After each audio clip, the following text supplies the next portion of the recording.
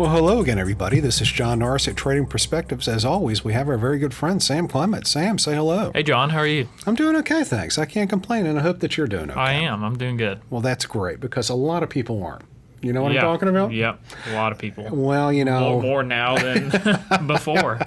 You know, for a while we were talking about what happens when the second wave of coronavirus happens, COVID-19. And then, all of a sudden some states started reopening their economies, at least to some degree. And now we're seeing throughout much of the Southwest and West and even South, sort of your sunshine states, if you will, Sam, a huge spike in COVID-19 cases. Yeah. Is this truly the second wave, or are we just kind of an extension of the first? I'm not exactly sure. Well, I think that's one of the main questions people are asking is, we're kind of back to all-time highs, and some states like Florida announced new all-time highs in cases. And so these cases, hopefully not, but, deaths and hospitalizations are kind of a lagging indicator from positive tests for obvious reasons. And that's what we're kind of hoping right now, is that these increases in cases are maybe people that say we're going in for another purpose and got tested and didn't realize it, or something along those lines, and that this record number of positive tests doesn't lead to record number of hospitalizations and deaths.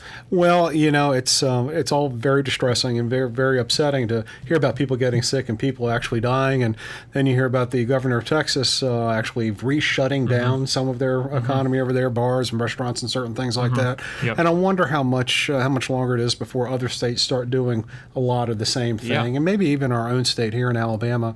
And not trying to minimize death and people losing jobs, but Sam, I'm not sure just whether or not the U.S. economy and certainly certain aspects of our workforce can tolerate another significant shutdown in economic activity like the various state and local states mandated really from February mostly through the end of April.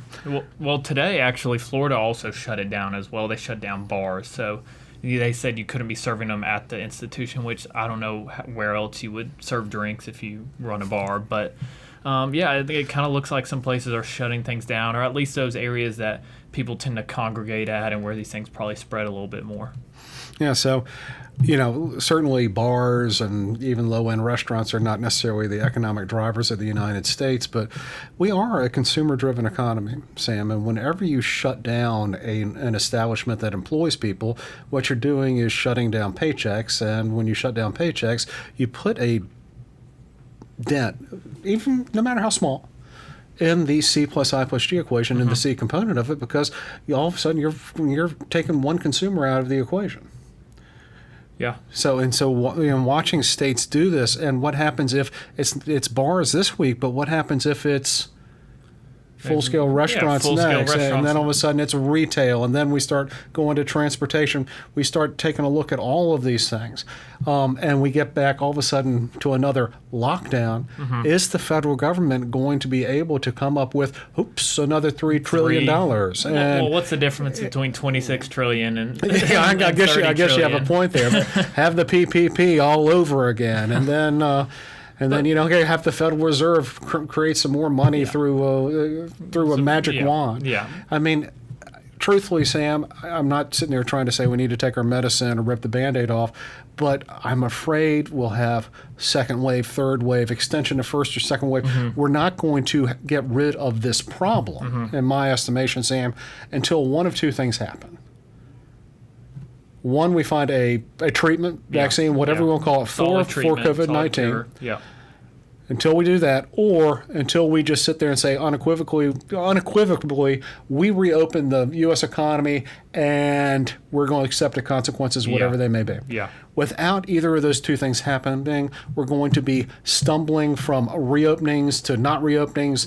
And second outbreaks waves are going to happen, and maybe areas where it's decreasing, and we're kind of constantly beyond this up and down in areas that are contracting a little bit and expanding in terms of cases. But I mean, I don't think you disagree with me saying I don't think we can shut the economy down again. I think we have to find solutions that kind of make things work. Maybe don't please everybody, but kind of allows us to continue to keep the economy open, continue to allow jobs to remain open, and not people having to fire people, and and we got to find some sort of solution. Well, we've been watching the markets with great seriousness really ever since, well, always, but really since February. Yeah. When all of a sudden things really started to fall apart. And then on March 23rd, we hit the recent lows, and it's been primarily going up like gangbusters ever since, until a couple of weeks ago or whenever it was, we had that big drop. But even then, it hasn't necessarily completely fallen apart. We've watched it just go up and up and up. And I've had more than one client and friend or what have you asked me plenty of times. Asked me several times, how do you put a value on a market from which there's no earnings and no guidance? Right. And so the last couple of months, what we've really seen, because of all these lifelines, because of all this liquidity, because of all this belief and hope that things are going to get better, we've seen the market just kind of go up in one direction. And now all of a sudden, maybe a couple of days last week wasn't so good in terms of the markets. A couple earnings coming out. You start taking a look at things going, well, maybe this really isn't going away. Yeah. Maybe the Federal Reserve can't just wave its wand and make it thus. Sure. Maybe, Donald Trump and Pelosi and Schumer and McConnell, they can't legislate away COVID-19. Right. So it kind of sounds like you're saying we'll be in this kind of new normal where people are going to have to kind of learn, like I was mentioning, some kind of middle ground, some sort of adjustment that we can do that kind of, keeps the virus from just running rampant, but also allows people to kind of move on, especially when you look at a lot of the statistics. I think the high-risk people we should probably be focusing on, keeping those people safe, and younger people. You're seeing the new statistics in Florida showing 20 to 30-year-olds with a close to 0% death rate from this. So we just got to find something that works for everybody, and by everybody, I mean people and the economy. Yeah, and you hit a nail on the head right there. Until we do that, all we're going to do, the Federal Reserve can come up with more money, Congress can come up with more money. All we're going to be doing is putting a Band-Aid on a flesh wound. Sure. We're just going to be kicking the proverbial can down the road with money we don't currently have. And we're just going to stumble about. So when I'm sitting here taking a look at and seeing all these cases go up in Alabama, in Texas, in Arizona, and really the 9 states. Even California. Essentially the 9 states plus California. California, I don't think was on Governor Cuomo's 9 states, strangely enough. The 9 states that Cuomo and the governors of New Jersey and Connecticut pretty much said put a travel ban on people coming from those states.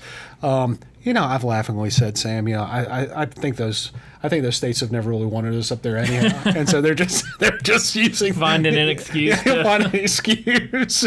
You know what we need to do? We need to fly into Philadelphia, then drive on it. Rent a car from that horribly profitable rent-a-car company. What is it with the $5 stuff? Yeah. Bankrupt Hertz car and I don't know the bankrupt. People are. In any event, we've talked about that, and all kidding aside and laughing aside, this is a problem. And, we've talked about new normal, and Oakworth Capital Bank's investment committee actually did a whole series on new normal. Yeah. And I really did. And some of the stuff that we had predicted a couple months ago is already starting to come to pass. Yeah, we were putting, 6-month timelines on it, and we're seeing it. What, a month, maybe 2 months from when? 6 months and out. Truthfully, some of that was low-hanging fruit, so we're not going to pat ourselves on the back too much. We can take credit for them now.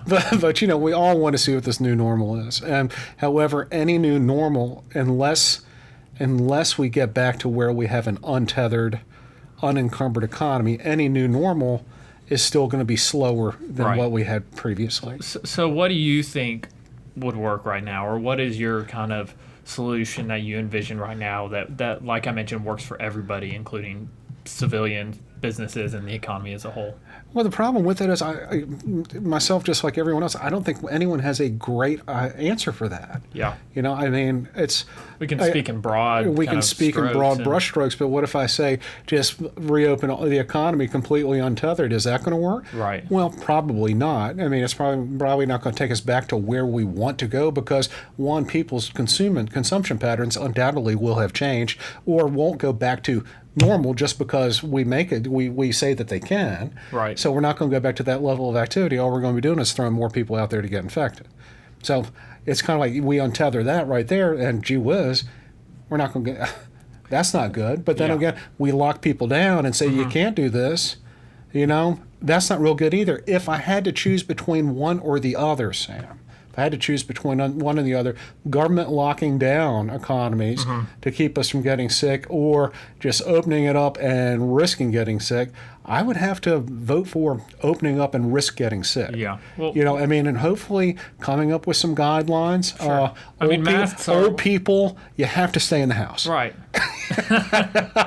I'm teasing about that. But I mean, I know you're joking, but I think there's a little truth into we may need to treat it differently for different people, and I think one of the things that most people, I won't say everybody, but most people can agree on is that masks are good for stopping the spread of this. So maybe it involves something like sheltering certain segments of the population as best as we can, those that are at highest risk.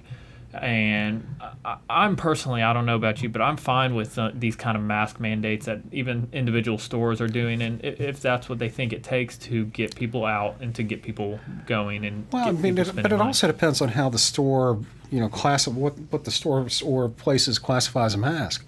I mean, I showed up in my Batman mask the other day, and people got all upset at me, look at me like I'm crazy. They said I had to leave the store. I'm not exactly sure about that.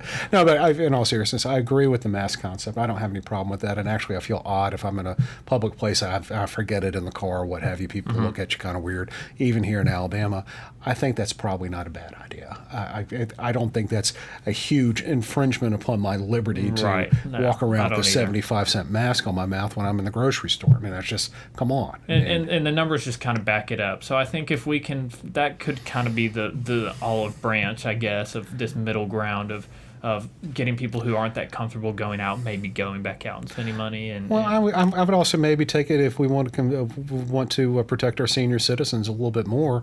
Then we have certain hours that are only for senior citizens. Maybe the grocery stores are open from 8 to 10 only for people 60 and over, 65 and over, whatever number we decide to keep that susceptible portion of our population somewhat isolated from people of your generation, Sam, that are going out and clubbing every night. I mean, that's what the data's showing is young people are who are getting this more and more and more as this data, as these positive cases goes up. The number of young people that have it is skyrocketing in some of these cities and some of these states. So, I mean, you're joking, but there is a little truth to that. A lot of the cases now, more so than before, are young people getting it. Well, listen, I have some very dear friends of mine that came down with COVID-19. You know where they got it? Party? They got it from their son. Do you know where their son got it? A party? That's right. You know where the party was? I'm going to guess Tuscaloosa. I did. Tuscaloosa, Alabama. You know how many people were there? Probably a lot. Like 100, a couple hundred. You know what they were doing? Probably drinking and sharing cups and hugging and all the stuff you're not supposed to do. All that stuff that's fun to do at a party. They were doing it at a party. And so they brought it home and got my friend sick. But in any event, I mean, in all seriousness, though, I mean, are we seeing the second wave or is this just a plateau? And I don't think it really matters, Sam. I mean, we can talk to the second wave. We can talk about third wave. Just because it's going through the Sunbelt states now, guess what? Mr. Cuomo, it's coming back up your way. Yeah, a lot of the counties, I mean, both blue and red counties, it's skyrocketing back again. I mean, again, until we get a cure, treatment, vaccine, whatever you want to call it, or whatever the appropriate medical term is for it, this isn't going away. It's just going to come back. Right. So I mean... So we have to find a solution. Yeah, we have to find a solution. The solution has to come somewhere. Get a vaccine or just say to heck with it and just let the chips fall where they may. But until such time, I mean, various state governors can point at each other and say you shouldn't be doing this. Like, everyone's pointing their fingers at others right now saying, oh, you shouldn't be able to do blah, blah, blah. But the truth is, again, I sound like a broken record, which is a phrase that my children don't understand. You might not either. Until we have that vaccine, we're just going to go from second wave to third wave to extension of first and all that. It doesn't matter what we call it. We're not going to rid ourselves of this pestilence, and it is a pestilence. And so we're not going to get back to normal economic activity. And therefore, if we're not going to get back to normal economic activity, we're not going to get back to normal levels of earnings. If we're not going to get back to normal levels of earnings, I don't see how the stock market can just keep on going up and up and up unless the Federal Reserve dumps a whole bunch of extra money on top of the problem, and I'm not exactly sure the efficacy of that. I couldn't have said it better. It's on a roll there, Sam. There you are. It's on a roll there. So what else? What else do you have for us here? I mean, that's kind of all I got. That's kind of. I mean, it's hard to talk about anything else right now. Well, it is hard to talk about anything else right now. I mean, you've got one of two choices. You can talk about coronavirus, COVID-19, or you can talk about protest. Or the election. I guess that's Creeping up. That's creeping up too, and maybe that'll be a subject or a topic for another discussion, the presidential election of 2020. And after we get finished with that podcast, the next week we're going to talk about religion and the many wonders of being Maybe a Presbyterian. predestination. And predestination. I was predestined to be a Presbyterian because I was married one. I think I've told you that before. So if you don't have anything else, I'm just going to close it off right now. That's all I got. Okay. Well, guys, thank you all so much for listening. We love to hear from you also. If you have any questions or comments, please let us know. You can always send us an email to tradingperspectives@oakworthcapital.com, where you can leave us a review on the podcast outlet of your choice. If you're interested in hearing more, reading more of what we have to say, you can check out our blog, Common Sense, at oakworthcapital.com, underneath the Thought Leadership tab, along with a whole bunch of other good articles. Sam, what say you? That's all I got. That's all I've got today, too. Y'all take care.